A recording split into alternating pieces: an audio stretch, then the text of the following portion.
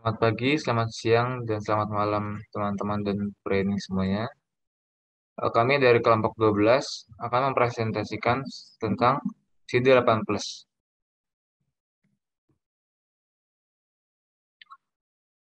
Berikut merupakan kelompok kami, kelompok 12. Yang pertama, ada saya sendiri, Muhammad Aftan Sidki. Kemudian saya Safa Mariza Suara.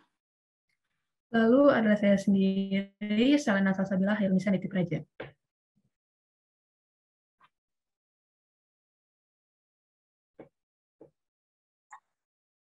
Untuk yang pertama, ini tentang development of CD8 Plus. Limfosit T cytotoxic CD8 Plus, CTLS, ini merupakan T-cell mediated immunity yang bisa memberantas patogen. Perkembangan CD8 Plus dengan diaktifkannya limfosit T CD8 Plus oleh antigen dan kemudian T-nya lainnya berdiferensiasi menjadi CTL yang bisa membunuh infeksi sel yang mengekspresikan antigen. Sel T CD8 Plus naif dapat mengenali antigen tetapi tidak mampu membunuh sel pengekspres antigen. Diferensiasi sel T CD8 Plus naif menjadi CTL yang aktif sepenuhnya disertai dengan sintesis molekul yang terlibat dalam pembunuhan sel. Limfosit TC8 plus mengenali MHC1 yang menghubungkan peptida pada sel yang terinfeksi dan beberapa sel tumor. CD8 plus CTLS mengenali kompleks MHC peptida kelas 1 pada permukaan sel yang terinfeksi dan membunuh sel-sel ini, sehingga menghilangkan reservoir infeksi. Sel T mengenali MHC yang menghubungkan dengan peptida dengan sel T reseptor, TCR, dan CD8 koreseptor.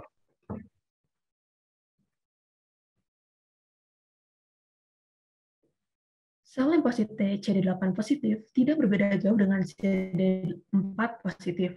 Setelah mengalami aktivasi dari sel T naif, keduanya akan berdiferensiasi menjadi dua jenis, yaitu memory cell dan effector cell. Memory cell CD8 positif sama seperti CD4 positif, yaitu bertugas untuk mengingat antigen mikroba tertentu sehingga sistem imun memiliki pertahanan yang spesifik terhadap antigen tersebut. Sementara itu, efektor CD8 positif atau dikenal juga sebagai cytotoxic T lymphocyte atau CTL bertugas untuk membunuh sel terinfeksi yang mengekspresikan antigen. Kemudian lebih lanjut lagi mengenai CTL. Setelah berdiferensiasi, CTL tidak memerlukan sinyal co-stimulation atau bantuan dari sel T pembantu untuk aktivasi. CTL ini dapat langsung diaktifasi dan membunuh sel dan antigen yang diperlihatkan oleh MHC1. Karena tidak memerlukan bantuan dalam aktivasi, CTL dapat diaktifasi dan membunuh sel terinfeksi di semua jaringan dalam tubuh. CTL ini membunuh sel terinfeksi dengan menginjeksi protein granula granzyme B dan perforin. Perforin sendiri ini berfungsi untuk melemahkan dan merusak integritas membran sel terinfeksi sehingga protein granula granzyme B dapat masuk ke dalam sel. Setelah masuk, granzyme B akan membelah sel dan menginduksi aktivasi enzim capsaicin yang menyebabkan apoptosis pada sel terinfeksi tersebut, menyebabkan kematian sel. Untuk lebih jelas lagi, mekanisme kerja CTL dalam membunuh sel terinfeksi dapat dilihat pada gambar berikut. Kemudian kita akan membahas tentang cell-mediated immunity. Pengertian dari cell-mediated immunity adalah merupakan sistem kekebalan adaptif yang diperankan oleh sel limfosit T. Cell-mediated immunity berguna dalam memerangi patogen intraseluler yang tidak mampu dilakukan oleh humoral immunity.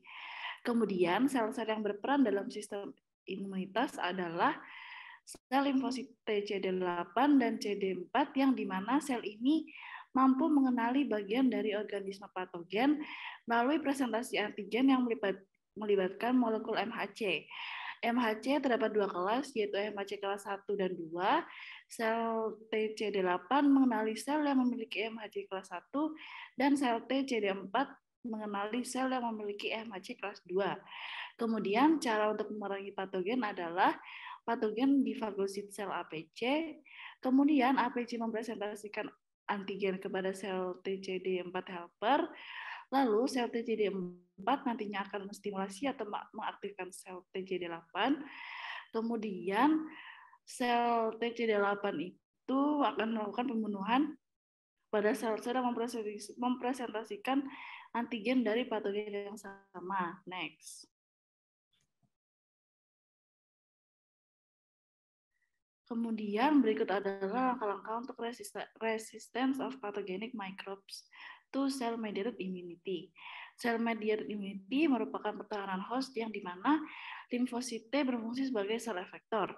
Mikroba yang berbeda telah mengembangkan mekanisme yang berbeda agar dapat melawan pertahanan host yang dimediasi limfosit T. Kemudian terdapat bakteri intraseluler seperti Mycobacterium, tuberculosis, Legionella pneumela, dan lain-lainnya yang dapat menghambat fusi fagosom dengan lisosom atau membuat pori-pori di membran.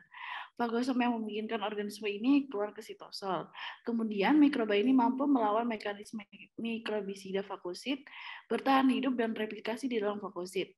Kemudian terdapat banyak virus yang menghambat presentasi antigen terkait MHC kelas 1 dengan cara menghambat produksi atau ekspresi molekul kelas 1 dengan menghalangi pengangkutan peptida antigenik dari sitosol ke dalam retikulum endoplasma dengan menghilangkan molekul kelas 1 yang baru disintesis dari UGD. Nah, semua mekanisme virus tersebut dapat mengurangi pemotor molekul MHC kelas 1 oleh peptida virus. Kemudian hasil dari pembebasan yang rusak ini adalah berkurangnya ekspresi permukaan molekul MHC kelas 1 karena molekul kelas 1 yang kosong tidak stabil dan tidak diekspresikan pada permulaan pada sel. Sel-sel pembunuh alami atau NK diaktifkan oleh sel-sel yang kekurangan kelas 1. Next. Berikut merupakan gambar dari beberapa jenis bakteri dan virus yang dapat menghasilkan inhibitor. Next. Kemudian ada daftar pustaka yang kami gunakan. Next. Sekian dari kelompok kami. Mohon maaf jika ada kesalahan kata. Wassalamualaikum warahmatullahi wabarakatuh. Terima kasih semua.